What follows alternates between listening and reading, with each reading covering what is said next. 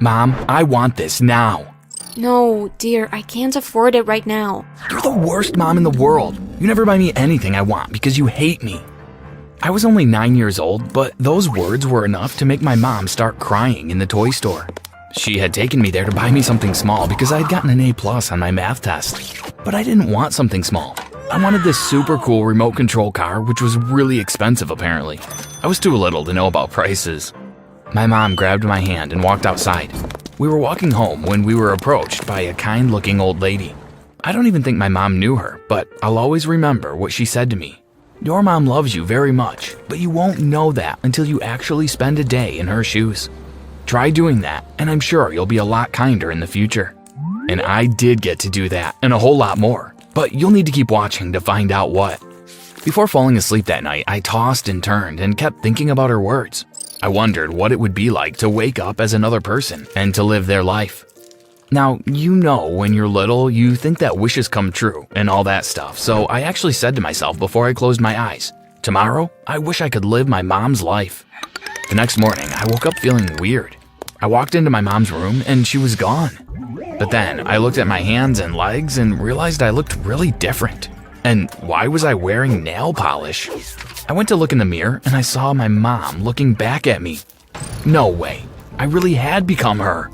But it was weird because suddenly I had no control over the things she said and did. It was like I was living inside her, but she was still in control of everything she was doing. The only thing was that she seemed to forget that I existed. She only prepared breakfast for herself, then left for work. My mom worked as a waitress at a fancy restaurant, which she never took me to, so I was happy to see what it looked like. But her coworkers treated her horribly, and her boss was the worst. You're working too slowly, Sandra. You're completely useless. Why don't you try be better? I'm not paying you to be a complete nincompoop. I'm so sorry, sir. My mom ran to a storage room and started crying. I felt the tears run down her cheeks and began to feel really sad too. Then, the only person who was her friend at work, a guy named Gareth, opened the door and tried to comfort her. Don't worry about the boss. You know he's a jerk. But he always makes me feel so horrible. I wouldn't stay here if it weren't for Josiah. But he thinks I hate him because I can't buy expensive toys. I am really trying my best, and it hurts so much that he thinks I don't like him. I've been looking for another job, but I've had no luck so far. Don't worry, hon. Things will work out. By the way, would you like to go out with me on Friday night? I can't. I'm sorry. I don't have anyone to watch Josiah. Okay, well, let me know if anything changes. I'd love a chance to take you out. That night, she went to bed and I fell asleep too. The next morning, I woke up in my own bed as myself. I went straight to my mom's room and gave her a big hug. She seemed a bit surprised. Are you okay, baby? I don't think you hate me, Mom. I'm sorry I behaved like that at the toy store. I'll try to be nicer. I love you and everything you do for me. She held me tightly and smiled. And, can I sleep over at Gerald's house on Friday night? Sure, but I'll have to ask his mom. Great. Gerald was my best friend, and I decided that it'd be good for my mom to go out with someone. Gareth seemed pretty cool. My dad left when I was born, and I didn't even remember what the guy looked like. Don't I sound really mature for a 9-year-old? Anyway, apparently all I had to do was wish to switch bodies with someone, and I could. Sometimes I'd do this just for entertainment, to see what their lives were like. But as time went by, I learned how to control the people whose bodies I possessed. I guess the universe knew why it chose me to receive this power, because another person could really use this for the worst things. One time, I switched bodies with the class bully Henderson, and because I could control him, I made him do all sorts of embarrassing things in front of everyone. But then I went to his house, and I really regretted it. His parents were mean to him, and he seemed really sad and lonely. So when I switched back to my own body, I tried to be nice to him. No one knew what I could do until I told my best friend Gerald one day. We were already in our second year at high school. Dude, I'm really freaking out about the physics test tomorrow. Oh, I took that class last year, and the tests were easy peasy. Boasting about your intelligence doesn't really help my situation right now, Josiah. I think I know how I can help, but you have to promise not to tell anyone. Cheating? No. Well, sort of. I don't know. I explained that I could switch bodies with others and that I could do the test for him. At first he cracked up laughing, but started looking serious when he realized that I wasn't laughing too. Bro, you're serious? Yes, I'll show you tomorrow. So Gerald got a 96 on his physics test, and reality set in that his best friend was some kind of superhero. Dude, you can do so many things with this power. I've been doing many things already. Hey, you know what? I need help with something. You know I've had a crush on Roxanne for a while now. What if you could live her life for a while? Find out what her family is like, what hobby she has, maybe read her diary if she has one? Then I'd have a better idea of what I should do or say to get her to feel the same way about me. That's weird as hell, but okay. We waited until Roxanne was leaving cheerleading practice one afternoon.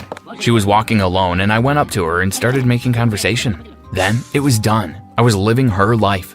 Her parents came to pick her up, so I got into the car. I tried not to control her. I was just supposed to be an observer.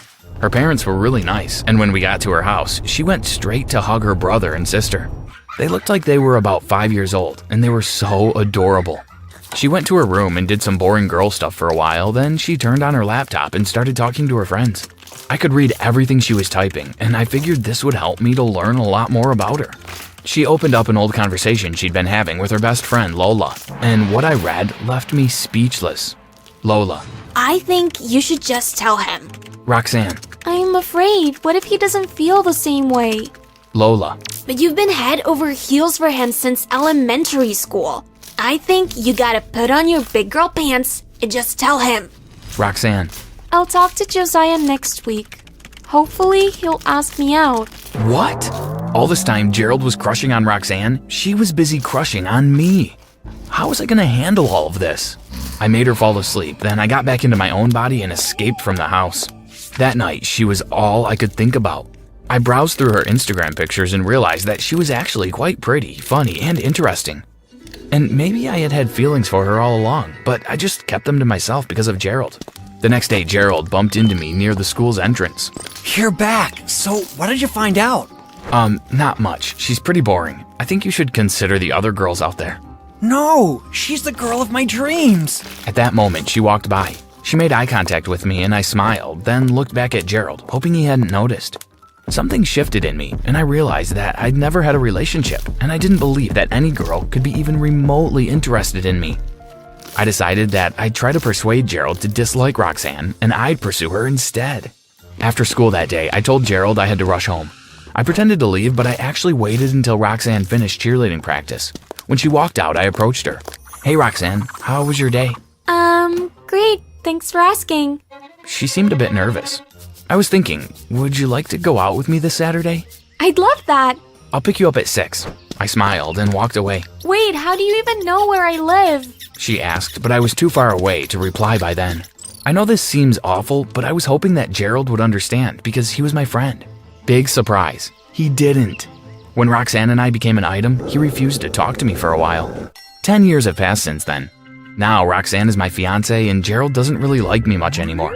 But I'm hoping that we can still be friends in the future. You might be wondering what I did with my ability. Although I was really smart, I decided I didn't want to go to college because my mom couldn't afford it, and I didn't want to go into debt. So I started a detective agency, and I've solved 100% of my cases successfully. I have the best reputation in the country, and nobody has a clue how I do it. I solved some serious cases involving dangerous criminals. It was interesting to live their lives for a while, but after seeing all the horrible things they did, I felt better when I turned them into the police. Then I deal with milder cases, like cheating husbands and kids who pretend to be good at home but are actually dreadful at school. I charge a ton of money for my services because I know I'm great at what I do. Roxanne and I are getting married next month, by the way. Do you think I should invite Gerald to the wedding?